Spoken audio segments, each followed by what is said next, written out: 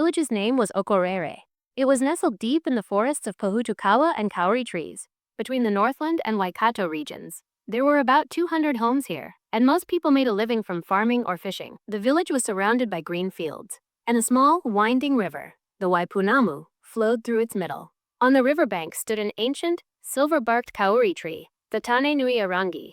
It was said its roots stretched for miles underground, and that it was the home of ancestral spirits and the Taniwa, mythical water guardians. Hein was a 27-year-old, good-hearted woman who had been married for 8 years. Her husband, Aroha, often traveled for his timber business. Maui was their 6-year-old son, for whom Hein was the whole world.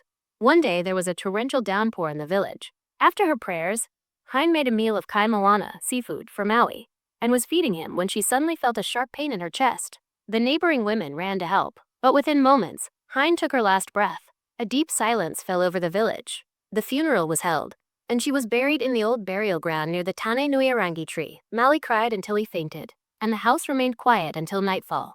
Around 1 a.m., the sky filled with clouds, and a cold wind began to blow from the river. Maui was tossing and turning in his sleep when he suddenly felt someone stroking his hair. He opened his eyes and saw a woman standing before him, who looked exactly like his mum, but her feet were facing backward. The woman softly said, "Maui, I can't leave you alone. The gods have given me another form so I can look after you." Maui, scared, asked, "Are you Mum?" The woman smiled, but at that moment, her lower body slowly transformed into the torso of a black tuna, a large freshwater eel. There was a strange glow in her eyes, but her face held the same lines of maternal love. The tuna spoke. "Your mum prayed to the gods before her death that not a single hair on your head would be harmed. I am the spirit of the Tunaroa, Long Eel clan. I've lived under this village's kauri tree for centuries. From today, I am your mother, but humans must not find this out." After that day, Maui never felt hungry, because the Tunaroa spirit would bring him strange, sweet things from the deep parts of the forest to eat. The villagers were surprised that even after Hein's death, Maui never seemed sad, and a faint scent of sandalwood and manuka always lingered around him. But slowly, news spread of animals disappearing from the village, and strange hissing sounds at night. In Okorere, the morning call to prayer was a signal for farmers to take their tools to the fields. But in the past few days, several shepherds swore they had seen a tall, dark shadow roaming near the Tane Nui Arangi tree at night, and animal bones were found by the river. The village elder, Te Rangi, said, "This kauri was never an ordinary tree. It holds the blood of the Tunaroa clan. Whoever cuts its roots or digs the soil beneath it will doom their next 7 generations." After Hein's death, Maui's face was always fresh, and his eyes had a strange glow. The village women thought it was a blessing from the gods, but the truth was known only to Maui. Every night, his new mother, who would disappear during the day and come in her human form at night, would tell him stories, stroke his hair, and put him to sleep by covering his face with her long black hair. Sometimes Maui would see her in her true tuna form, but he was no longer afraid. Instead, he felt a strange sense of security that she would do anything to protect his life. The truth revealed, one night, there was a sudden commotion in the village. Around 10 p.m., a pig disappeared from the house of Tu, a local trader. People went searching with torches and found the pig's fresh bones by the river, with clear signs of a serpent's venom. Whispers started in the village. "It's the Tunaroa that lives in the kauri tree," but no one had seen her face except for Maui. That night, Maui asked, "Mum, why do you live here? Where were you before?" The tuna spirit took a deep breath and said, "My name is Kahurangi. I am not human. I am the last queen of the Tunaroa clan. Hundreds of years ago, my family's treasure was buried under the roots of the Tane Nui Arangi. When my brothers were killed by humans, I vowed I would never love a human. But your mom, she saved my life." Maui was stunned. "My mom?" Kahurangi nodded and continued. "Yes, 3 years ago, some hunters were about to kill me in the forest. Your mom was there gathering firewood. She hid me in her cloak and took me to the river. That day I made a vow, if she or her kin were ever in danger, I would give my life for them." In the following weeks, strange events increased in Okorere. Hissing sounds were heard in the fields at night. People's livestock suddenly fell ill, and the soil near the kauri tree was found dug up. The people decided that on the night of the new moon, the elder Wea Ikram and some brave young men would dig the soil under the tree to find out what was there. But this was the same night the Tunaroa told Maui, "Son, if anyone touches the roots of the tree tomorrow night, blood will spill, much blood." In Okorere, an eerie tension filled the air even before the sun set. The wind was still, as if the sky itself was holding its breath, waiting for something to happen. In the village square, Wea Ikram, the trader too, and some strong young men gathered with torches and shovels. Wea Ikram said, "Tonight, we will know the truth of the silver-barked kauri. If there truly is a Tunaroa there, We will end it in the name of the gods. The village elder Teirangi tried to convince them. Don't be fools. This tree belongs to the Tunaroa clan, and cutting its roots means inviting trouble. But the young men were hot-headed. That night, Maui couldn't sleep. His new mom, Kaharangi, wasn't in the room. Suddenly, a cold gust of wind came through the window, and he heard a hiss in his ear. Don't be afraid, Maui. But tonight, blood will spill. Maui peeked out the window. In the distance, a line of torches was moving towards the kauri tree. The villagers reached the tree. The night was pitch black, with only the flickering light of the torches. As soon as the shovels started digging near the roots, a strange smell came from the ground, like a mix of wet earth, iron, and blood. Two whispered, "Something's shining." He bent down to look, and at that moment a massive black tunaroa fell among them like lightning. Its eyes were red, and its hiss was so loud the torches trembled. Waya Ikram shouted a prayer, but the tunaroa struck so hard with its tail that the torch flew from his hand. Some young men ran away in fear, but some attacked with sticks and shovels. With every hiss from Kahurangi, a storm of dust rose around her. She hit too with her tail so hard he was thrown several feet away. In the chaos, Maui also reached the spot.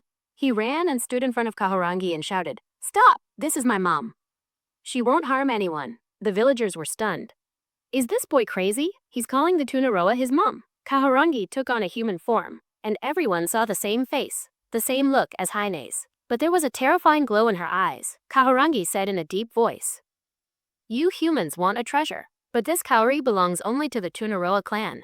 There is no gold or silver beneath it, but a stone that is the very breath of the earth. If you disturb it, this village will be cursed with 7 years of drought and the shadow of death." Waya Ikram replied, "There is no place for deceit here. With the help of the gods, we will cleanse this place." Kahurangi let out one final hiss, and at that moment, the ground around the tree began to crack. Many small and large eels emerged from the darkness and surrounded the villagers. Maui held Kahurangi's hand and said, "Mom, forgive them, for the gods' sake."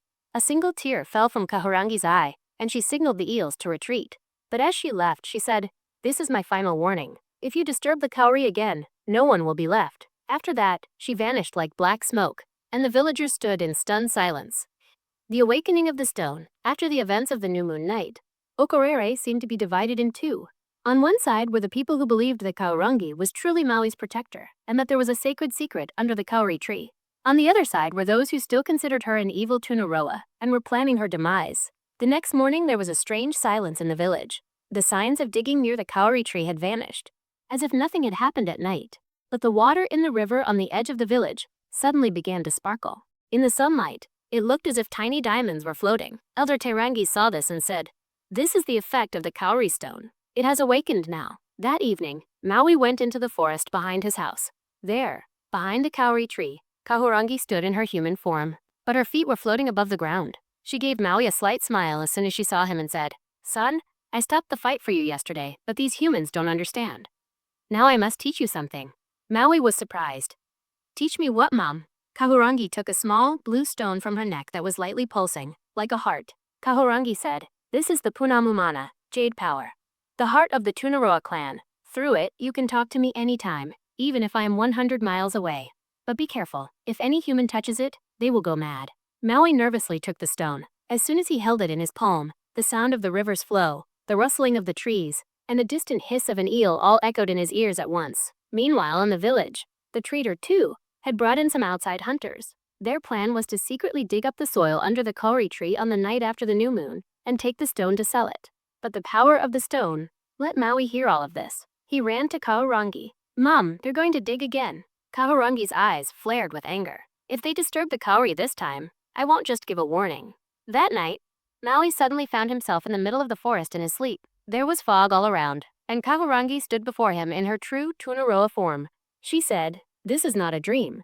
This is the path of the stone. Here, I will show you everything that human eyes can never see." Suddenly, beneath the ground around them, piles of gold and silver, old-age swords, and in the middle, a large golden stone appeared, shining even without the sun. Kahurangi said, "This is the real stone that keeps the earth alive. If it falls into human hands, the rivers will dry up, the rain will stop, and the shadow of death will be everywhere." Maui vowed, "Mom, I will save it." But Kahurangi said, "Saving it won't be easy, because this time, the humans won't come alone. They will be accompanied by the enemies of the Tunaroa clan, the White Ferrets." The very next day, a strange sense of suffocation filled the air in Okorere. The birds were quiet, and the river water seemed to have stopped.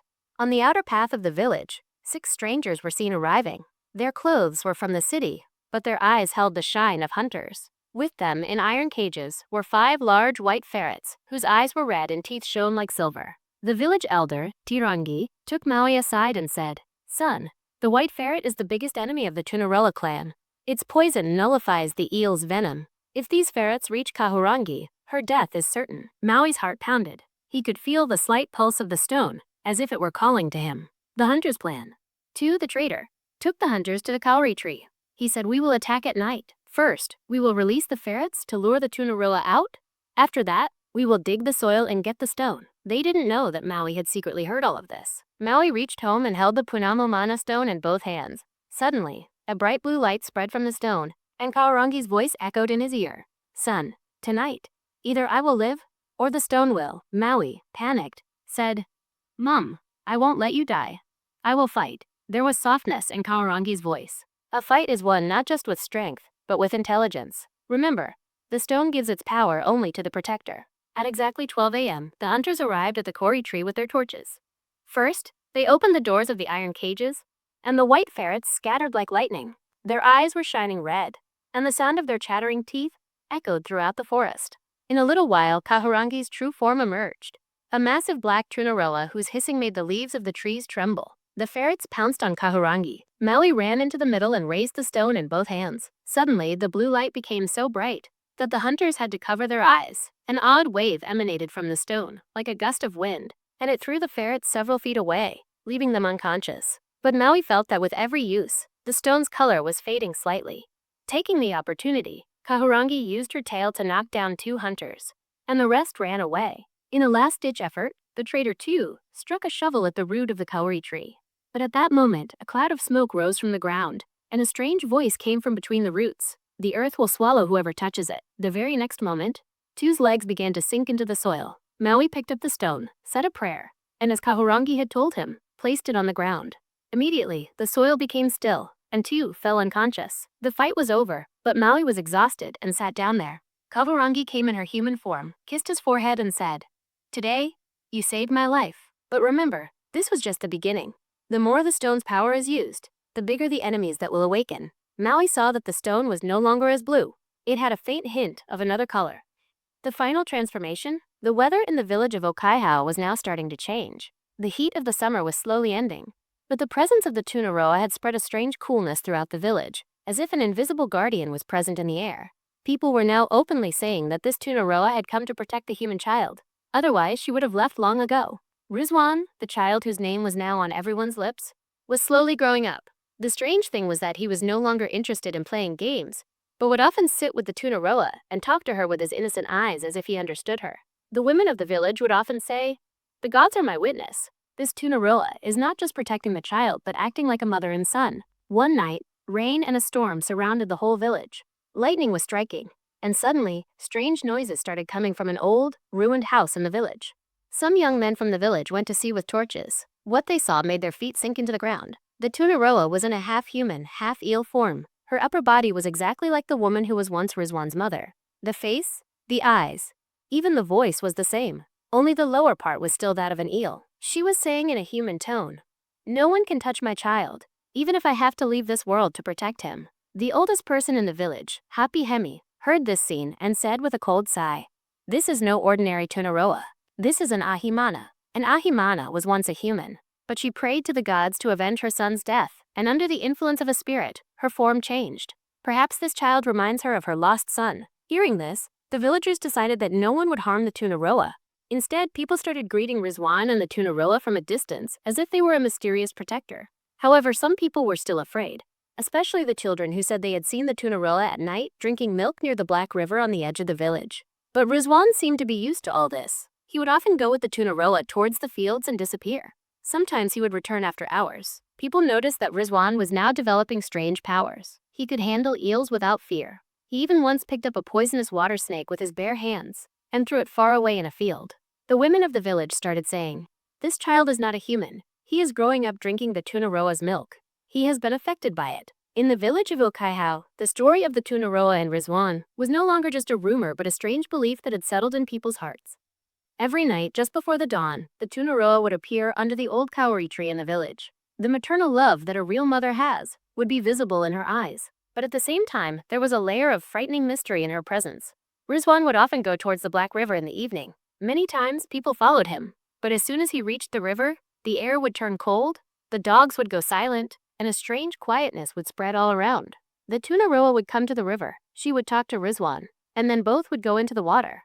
People said, this child disappears into the river for hours, but when he returns, his clothes are dry. What happens inside the water? One night, 3 young men from the village, Imran, Junaid, and Kaleem, bravely followed them. Hiding behind a tree, they saw the tunaroa slowly changing into her human form. The same form as Rizwan's real mother. She embraced Rizwan. She kissed his forehead and said, "You are not my blood, but you are a part of my soul." Then she gave him a small golden box on which strange symbols were engraved.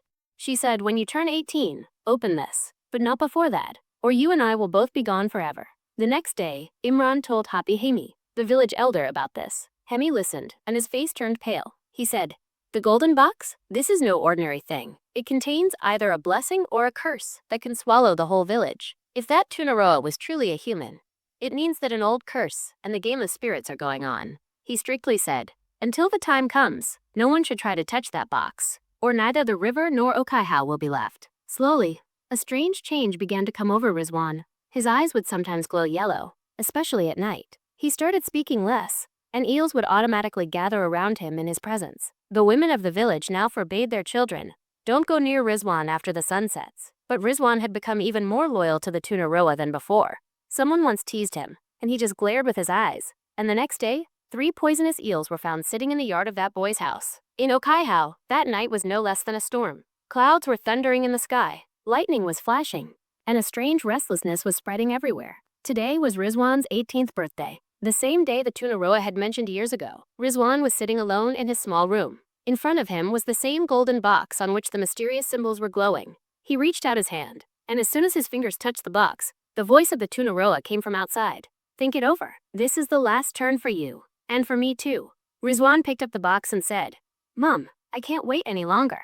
I need to know the truth." Suddenly, a shadow slid from the room's wall, and the tunaroa came inside. This time, she was completely in her human form. The same face, the same eyes, the same maternal love that his real mother had. But in place of her legs, there was a shining green tail. Her voice was trembling. "Rizwan, I was a human, but a curse turned me into a tunaroa. Before you were born, your real mother saved me by giving her life. In her last breath, she made me promise that I would look after you, even if it cost me my life." Rizwan opened the box. Inside was a shining pearl and an old amulet. As soon as he saw the pearl, the room was filled with light, and a deep echo was heard in the air. "The curse can be broken, but it will have a price." The tunaroa picked up the pearl and said with tears in her eyes, "If I swallow this, I will become human again.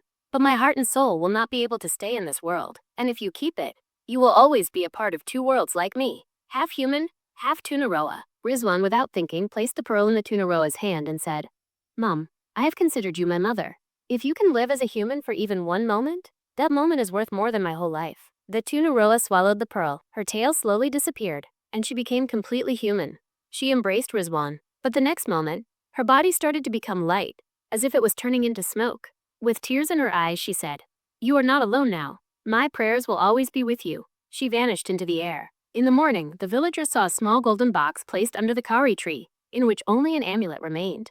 Rizwan was now a young man, but the old yellow glow in his eyes was still there.